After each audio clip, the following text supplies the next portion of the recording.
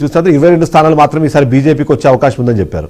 కానీ ఇవాళ చాణక్య స్ట్రాటజీస్ ఏవైతే అంచనాలు వేసిందో తెలుగు వాళ్ళ ఉండి తెలుగు రాష్ట్రాల నుంచి చేసిన ఎగ్జిట్ పోల్స్ కూడా ఇవాళ కరెక్ట్ అవుతున్నాయి అంటే మనము తెలుగు ప్రజలుగా అటు కూడా వెళ్తున్నామా, అటువైపు కూడా మనము సక్సెస్ అవుతున్నామా? ఎందుకంటే జస్ట్ బ్రేకింగ్ కూడా మనకు అనిపిస్తుంది. చాణక్య స్ట్రాటజీస్ ఎగ్జిట్ పోల్స్ కూడా సేమ్ అనుకూలంగా వచ్చాయి. 44 నుంచి 48 స్థానాలు 44 స్థానాలు వస్తాయంటే 48 స్థానాలు బీజేపీకి వచ్చాయి.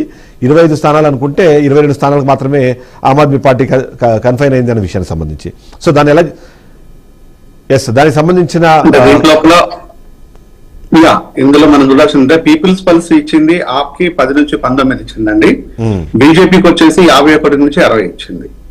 చాణిక్య వచ్చేసి 25 to 28 ఇచ్చేసింది. బీజేపీకి 39 to 44 ఇచ్చింది. కేకే ఆప్ వచ్చేసి 39 ఇచ్చేసింది. స్ట్రైట్ గా 22 బీజేపీకి ఇచ్చేసింది. ఇక్కడ మ్యాట్రీస్ వచ్చేసి 32 to 37 ఇచ్చింది. 45 to 40 మ్యాట్రీస్ ఇచ్చింది. జీనియా అంటే జీనియస్ మీడియా వాళ్ళు వచ్చేసి 33 to 38 ఇచ్చారు ఆప్కి. 31 to 36 బీజేపీకి ఇచ్చారు. ఓవరాల్ గా ఇక్కడ Chanakya peoples pulse 10 to 19, 51 to 60 అంటే ఏ సర్వే కూడా ఎక్కడ కూడా దగ్గరగా లేదండి. అంటే ఇక్కడ ఇది క్లియర్ ఉంది. ఏ సర్వే రిపోర్ట్ కూడా ఏది కూడా అక్యురేట్ గా లేదు. ఇక్కడ విషయం ఏంటంటే ఈ సర్వే రిపోర్ట్లు ఇవన్నీ పక్కన పెట్టేస్తే ఇవన్నీ నేను మీ ముందు అన్ని ఆల్మోస్ట్ అవన్నీ కీలకమని మీ ముందు ఇచ్చేస్తాను. ఇక్కడ ఏ సర్వే రిపోర్ట్ కూడా ఎక్కడ కూడా దగ్గర లేదు. అన్ని తారుమారు సర్వేలే ఉన్నాయి. అంటే సర్వేలు కాదండి ఇక్కడ కావాల్సింది. ముందుగా మీరు ప్రశ్న అడిగారు కాబట్టి నేను వెంటనే చెప్పాను. విల్సన్ అన్నకి కంగ్రాచులేషన్స్, బీజేపీ అధినాయకత్వానికి కంగ్రాచులేషన్స్. ఇంకా చెప్పాలంటే ఎక్కడైతే సమస్య ఉందని గుర్తించి ఆ సమస్య పట్ల అదే సమస్యలో కూరుకుపోయిన అరవింద్ కేజ్రీవాల్ చూసి బాధపడాలా. నెక్స్ట్ టైం వచ్చేసి ఇలాంటిగా బిహేవ్ చేసే ఎవరికైనా కూడా ఇది చెప్పదెబ్బలాంటిదని ఇంత ముందే నేను చెప్పగలిగాను.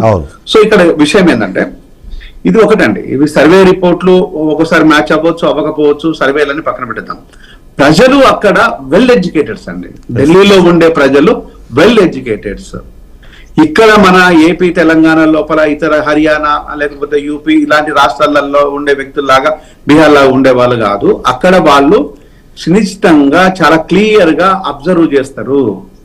మోర్ ఎవర్ వచ్చేసి అక్కడ సెంట్రల్ గవర్నమెంట్ ఎంప్లాయ్మెంట్ ఎక్కువగా ఉంటుంది. అలాగని చెప్పేసి సెంట్రల్ గవర్నమెంట్ ఏది ఉంటే దాన్ని పట్టం కట్టరు.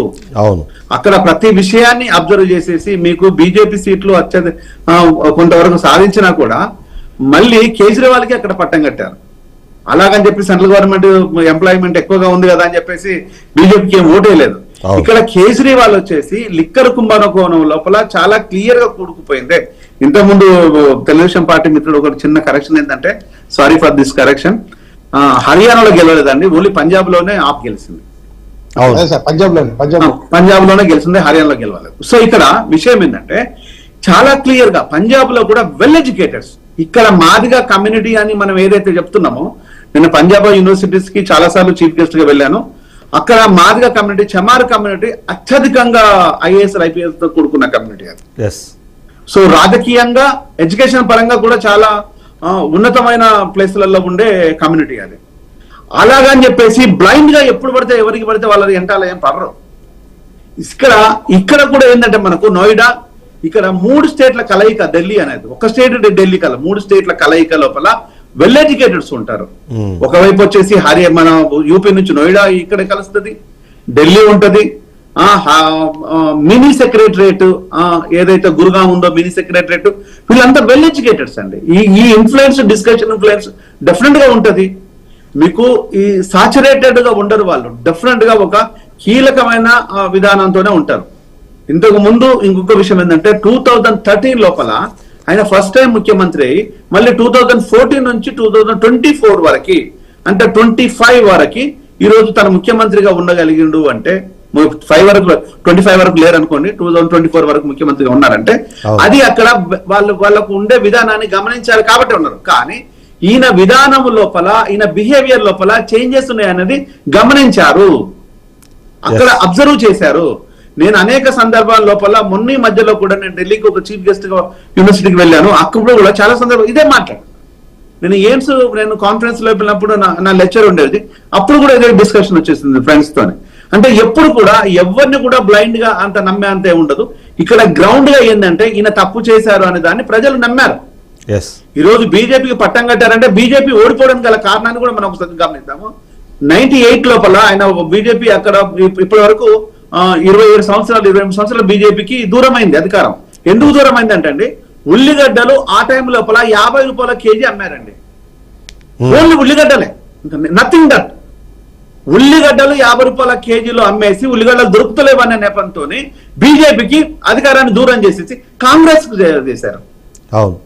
మరి ఎంత మైన్యూట్ గా అబ్జర్వ్ చేస్తున్నారు అక్కడ ప్రజలు, అక్కడ ఎంత క్లియర్ గా వాళ్ళు అబ్జర్వ్ చేస్తున్నారు. అంటే అదే ఆలోచన మిగతా రాష్ట్రాలకు కూడా ఉంటే బాగుంటుంది. ఈ జపాలు తపాలు మానేసి ప్రజలు ఎవరైనా పర్వాలేదు, ఏ ముఖ్యమంత్రి అయినా పర్వాలేదు, ఏ రాజకీయ నాయకుడైనా పర్వాలేదు, ఎవరైనా పర్వాలేదు, ఇక్కడ ప్రజలకు మంచి చేస్తా అనుకున్న వ్యక్తులకు డెఫినెట్ గా పట్టం కట్టండి. చంద్రబాబు నాయుడిని 23 సీట్లకు కన్ఫైన్ చేసేసి దగ్గర 57 సీట్లను జగన్మోహన్ రెడ్డి ఎత్తేస్తే పరదాలు కప్పుకొని ఆడపిల్లలాగా పెట్టుకున్నాడు అనే దాన్ని ప్రజలు అనడం మొదలు పెట్టేసిండు. ఈరోజు మీరు కానీ నేను కానీ అన్నది కాదు. ఈరోజు అదే పరదాలు తీసేసి ప్రజల దగ్గరికి పోతే జగన్మోహన్ రెడ్డికి ఇది వచ్చేదాన్ని. అంటే ఇప్పుడు ఆ స్థితి నుంచి ఈ రోజు అది ఓవర్కమ్ చేయడం కోసము 70 సంవత్సరాలు దాటిన తర్వాత ఒక పెద్ద వ్యక్తిగా ఉన్నా కూడా చంద్రబాబు గారు ప్రతి విషయానికి ఈ రోజు ప్రజల లోపల ఇంటర్ప్రిట్ అవుతున్నారు. దాన్ని అభినందిద్దాం. ఖచ్చితంగా ఏది ఏమైనా ప్రజలు చాలా అంటే మీరు అన్నట్టుగా ఆలోచిస్తున్నారు. ఒక యువకుడివి, జగన్ నాది ఇంచుమించు సేమ్ ఏజ్, ఒక యువకుడివి జగన్ కానీ 2-3 వెళ్ళి పెద్దవాడిని, జగన్ కు నువ్వు ఉండేవాడు, నువ్వు ఎక్కడ ఉండాలి? నువ్వు 10 ఏళ్ళు నీ భార్యా బిడ్డలు వదిలేసి నువ్వు రోడ్ల మీద తిరిగిన వాడి, ప్రజలతో ఉన్నవాడివి, అధికారం రాగానే అహంకారం కళ్ళకెక్కేసి నువ్వు ప్రజల పరదాల చాటున పోతే ఎవడ ముక్కు 10వ తరగతి కూడా పాస్ కానివాడు ఓ జర్నలిస్ట్ అనేవాడు వచ్చేసి రాజ్యాధినేతగా వ్యవహరిస్తుంటే నువ్వు చేస్తున్నది ఏంది? ప్రజలు నీకెందుకు ఓట్లేసినట్టు? ఇది కదా కేజ్రీవాల్ పరిస్థితి కూడా అదే. అహంకారంతోని నేను ఏం చేసినా చెల్తుంది. ఈ లిక్కర్ స్కామ్ తెలియదు. లిక్కర్ స్కామ్ వల్ల 2 ప్రభుత్వాలకు చాలా కీలకమైన ఎఫెక్ట్ పడింది. నెంబర్ 1 బీఆర్ఎస్, నెంబర్ 2 ఆ ప్రభుత్వం. నెక్స్ట్ ఇప్పుడు మన కేరళ ప్రభుత్వానికి కూడా ఆ మరకలు అంటడానికి చాలా ప్లానింగ్ ప్రకారమే చేస్తుంది. అంటే ఎప్పుడు కూడా అండి ప్రజల పక్షాన ఉండే వాళ్ళు ప్రజలతోని కనుక ఉన్నట్టయితే ప్రజలు గుండెల్లో పెట్టుకుంటారండి. అందులో డౌట్ చేయాలనేది అందరికీ సర్వసాధారణం.